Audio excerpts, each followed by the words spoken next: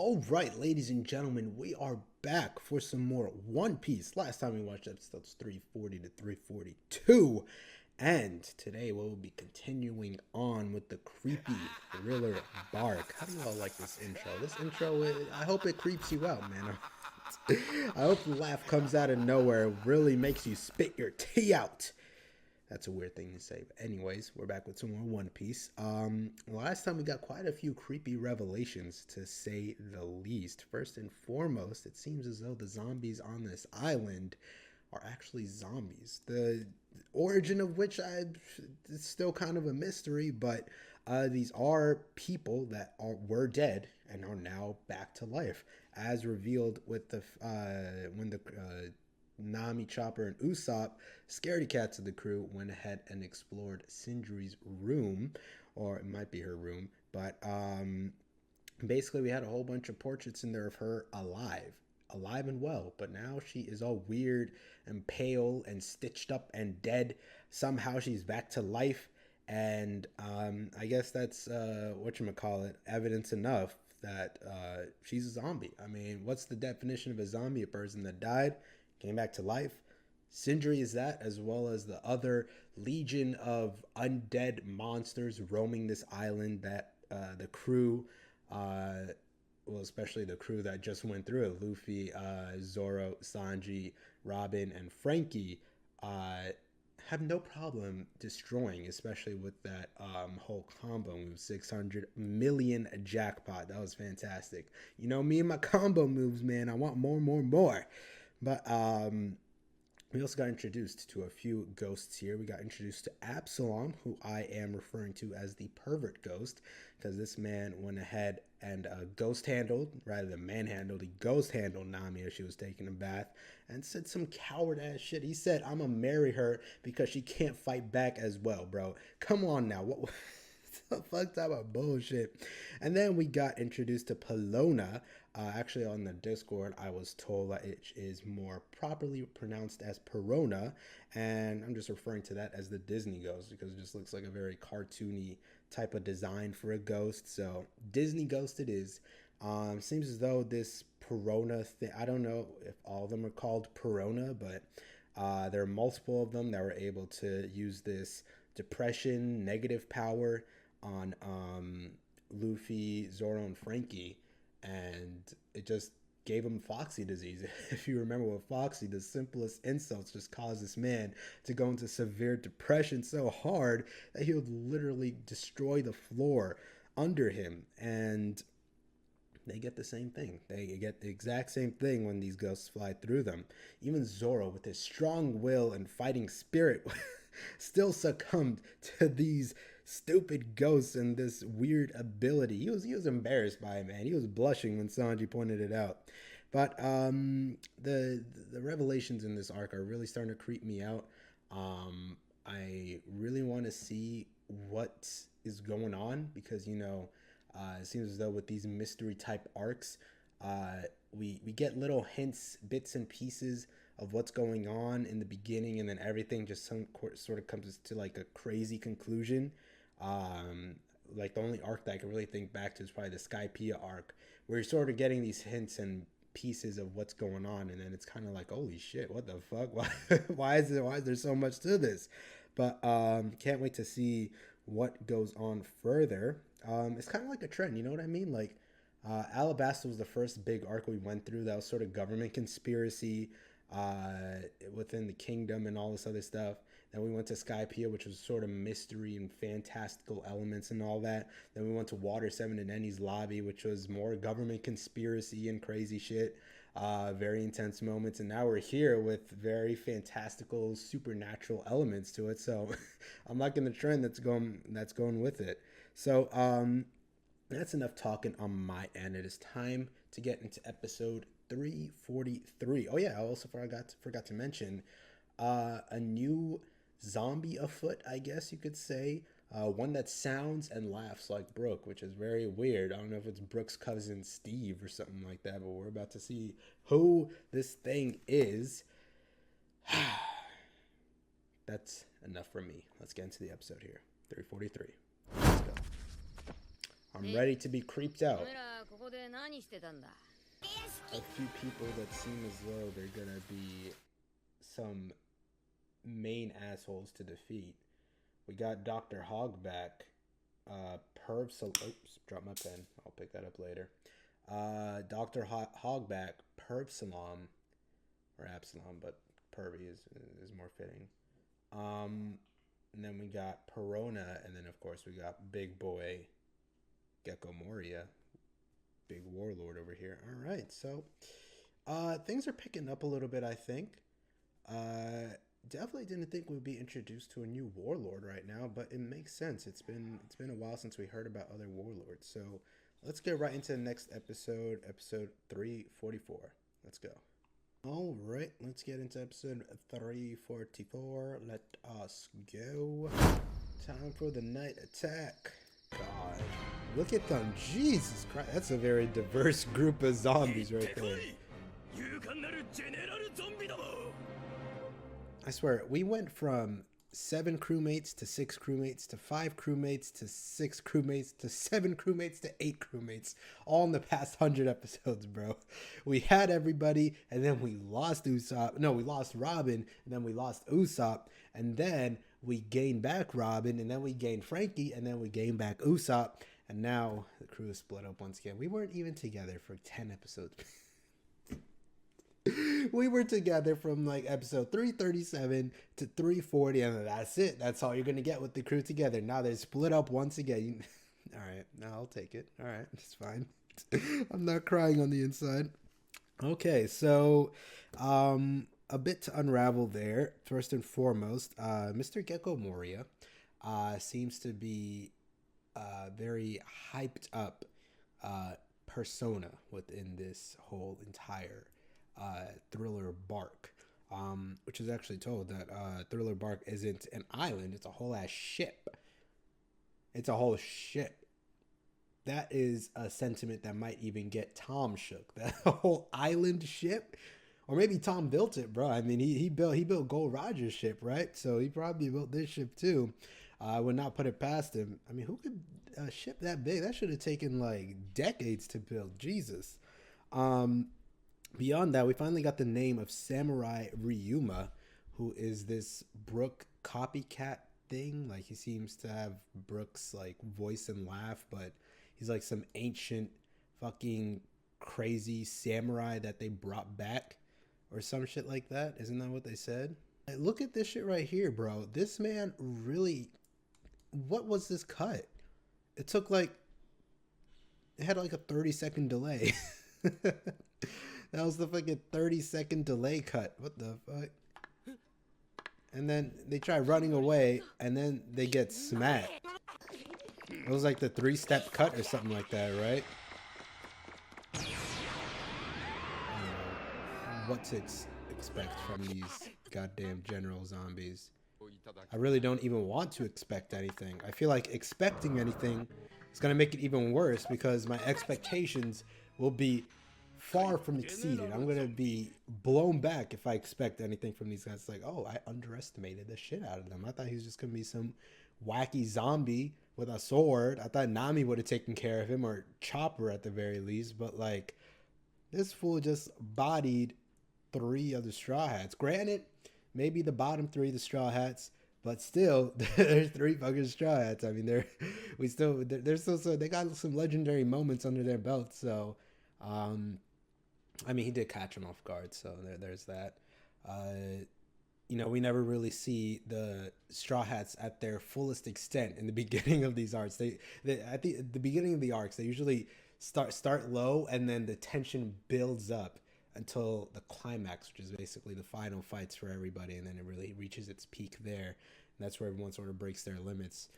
We saw the best of that, of course, in Ennie's lobby, but I don't know what we're gonna see here, because this arc is very different from the other arcs, not in the fact that just obviously the content and the theme of the arc is different.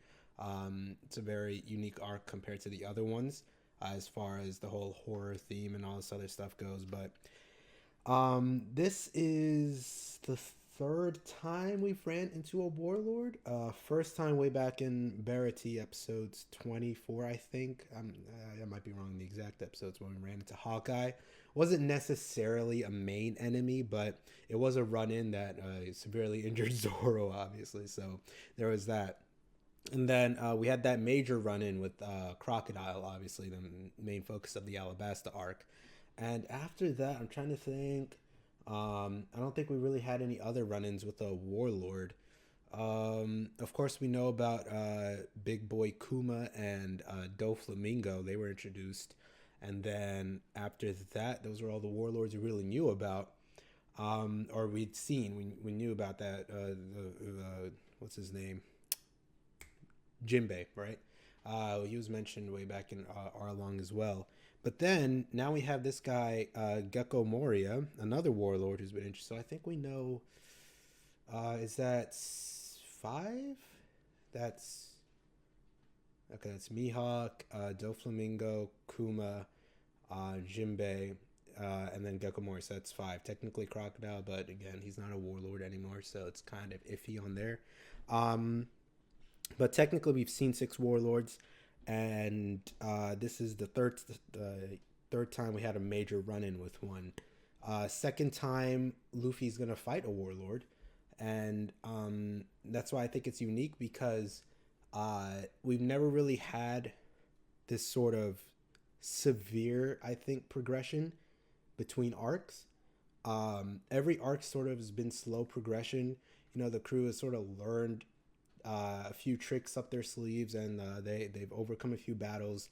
But I think the jump between Sky Island was the last major arc before Enies Lobby and Water 7, or Water 7 and Enies Lobby. So the jump between Skypiea and Water 7 and Enies Lobby, I think, has been the biggest we've seen. There was not a jump like that between Alabasta and Skypiea, and there definitely wasn't a jump like that between Alabasta and Drum Kingdom and all the other stuff behind it. So I think that's why it's different, because I think, well, obviously this is the strongest the crew has ever been, but there's sort of been this trend for Luffy to lose against one of these major enemies and then come back stronger and defeat them. Obviously, we've seen that with Crocodile. Technically, we've seen it with NL. He got that gold ball on him, and then he fell all the way back down. And then Nami had to sort of carry him back up for the second fight. And, of course, we've seen that with Lucci, which is the main motivating factor for Gear 2nd and Gear 3rd. So, if we'll see that again, I'm not sure if Luffy is going to be brought down just to come back up again. I mean, maybe. I hope that's not just like a reused tactic over and over and over again. It might get stale, but maybe they might introduce something new here. Maybe, I mean, I could probably handle like 1 or 2 more times the way they do it, because this arc seems very different from the others. But we'll see what happens.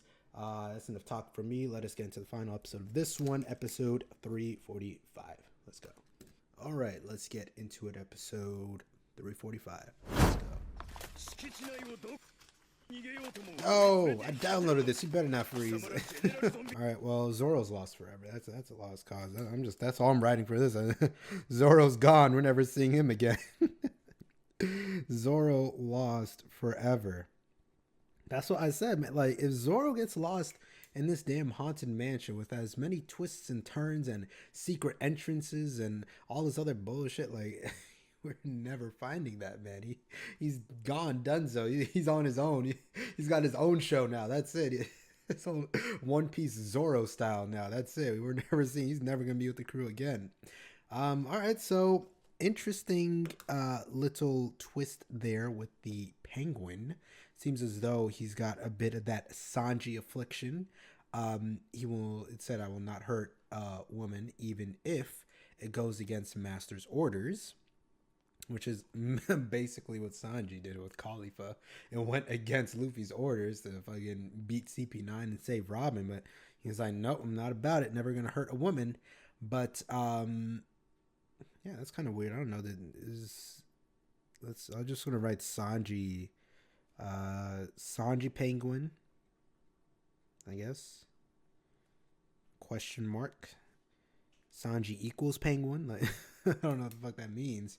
Um, does it have something to do with his disappearance? Maybe did he like he train this penguin? Did he make the penguin? Like what the fuck? His little bulldog penguin. I have no clue. Um, Nothing but questions for me so far in this arc. What is happening is the first one I'd like to say. How are these zombies made? How are they being brought back to life?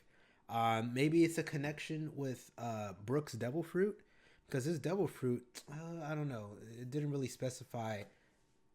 I mean, yeah, maybe actually, maybe that's why they introduced him so early. They kind of introduced him, he just bounced. Maybe it has something to do with his devil fruit. I keep forgetting the name.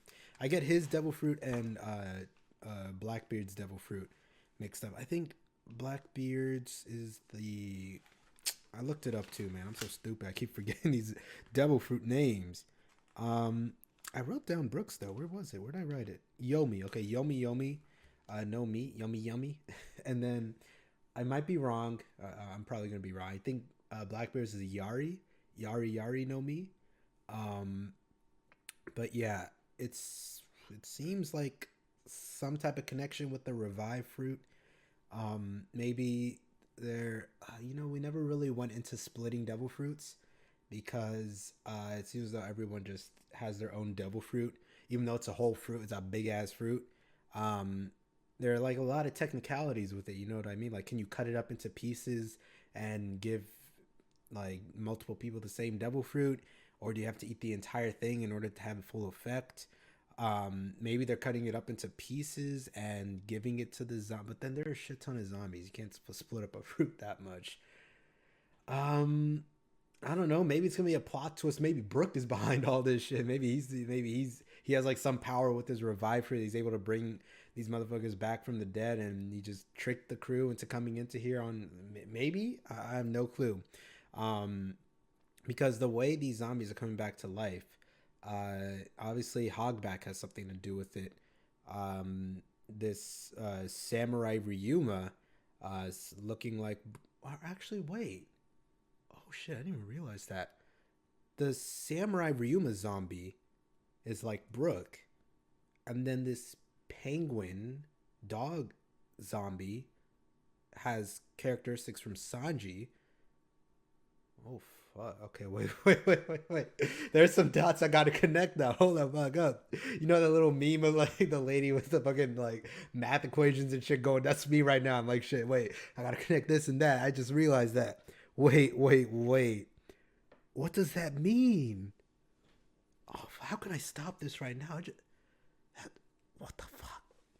Why is Samurai Ryuma zombie like Brook? And why is this penguin dog zombie like Sanji? Have we had any other similar characters from zombie? No, I think those are the only two that they went out of their way to mention, because they went out of they went out of their way to introduce Brook very early on with that whole laugh. They made sure to give him a very unique laugh, so that when we heard it in that zombie and just the way he spoke, so it was the whole panties thing, we could relate him to Brook, and the characters pointed it out as well. And then we have this zombie who's saying he won't hurt a woman, which is obviously like Sanji. Oh man, there's a lot to unravel there. I feel like within the next few episodes we're gonna get something solid. There goes my camera. That's fantastic. But yeah, I know for a fact there has to be a connection there, because otherwise it would make no sense. Why would they go out their way to point that out? Okay, that's strange. Because Sanji disappeared, and then we get this Sanji, or actually, yeah, Brook disappeared too, because Brook just ran away, and then we see this zombie that looks like that's like Brook. Sanji disappears, we see this zombie that looks like or not looks like, but acts like Sanji, and then Zoro are we gonna get a Zoro zombie? Like, what is that gonna be like? Is that gonna be like a fucking three swordsman zombie? Like, what the fuck? Oh, I can't wait to see that. Actually, are we gonna? Oh, you know what? Here's a prediction time. Are we gonna have copy versions of each of the Straw Hats, and they have to fight their own? That would be so tight if they have to fight their own copies. That would be a tight idea. Like, I didn't even think about that. Like, who better for these fucking strong ass pirates to fight than themselves, right? Like that would be so fucking dope to see if they just fought themselves. Like we see a fucking Luffy zombie with gear second and shit, bro. Okay, we need to see that now. Now that they're kind of teasing this, we need to see that. I would be very interested into seeing something as far as doppelganger zombies versus the real version. That'd be cool to see. Man, I really need to get this arc. I feel like this arc has something tasty waiting for sure. With all these little hints and questions that they're bringing up here. Oh god, I can't stop, but I have to stop here. This is the last episode I can watch today. It sucks. No. I want to watch more. Gotta wait till tomorrow though, and so do you guys. We all have to wait till that next day to watch more. Well, that's it for me, guys. That is it for me. All my questions and pondering and my dumbass ideas. I mean, you guys obviously know what's going to happen. So my ideas either seem really interesting or really stupid. But I can't wait to get into the next bunch of episodes here. But that does it for this one, guys, sadly. Hopefully, I will see you guys in the next one. Peace.